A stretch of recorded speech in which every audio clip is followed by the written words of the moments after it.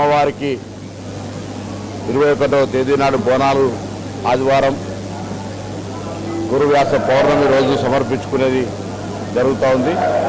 ఈ సందర్భంగా అందరికీ కూడా హృదయపూర్వకంగా అమ్మవారి ఆశీర్వచనం ఉండాలని అమ్మవారిని ప్రార్థిస్తూ సకాలంలో మంచి పరిపుష్టమైనటువంటి వర్షాలు పడి రైతాంగము వ్యవసాయము ప్రజలందరికీ సమస్యలు తీరి అందరూ బాగుండాలని అమ్మవారిని ప్రార్థించుకుంటా ఉన్నాం.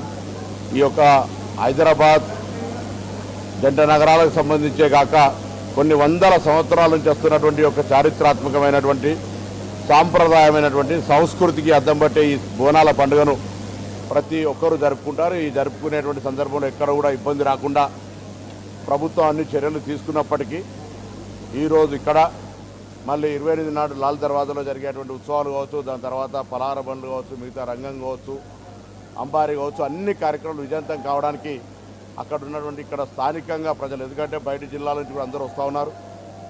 మహిళలకు మహాలక్ష్మి కింద ఆర్టీసీ బస్సు కూడా ఫ్రీ ఉన్నప్పుడు చాలామంది అమ్మవారి భక్తులు ఇక్కడికి వస్తున్నటువంటి సందర్భంగా హైదరాబాద్ ప్రజలంతా వారికి ఆతిథ్యం ఇచ్చే విధంగా ఈ పండుగ విజయవంతం అయ్యే విధంగా అందరూ సహకరించాలని ప్రజలందరికీ, ఎందుకంటే ప్రభుత్వం ఎన్ని చర్యలు తీసుకున్నా ప్రజల సహకారం అవసరం.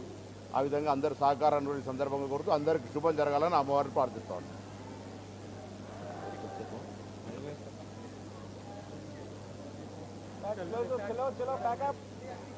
నైట్ డ్యూటీలు అంతా ప్యాకప్, మార్నింగ్ డ్యూటీలు వచ్చేసరి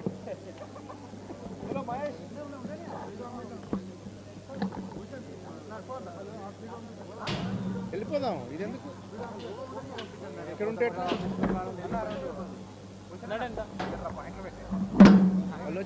మళ్ళీ వచ్చిన వాళ్ళు తీసుకుంటారు కదా, మనకెందుకైనా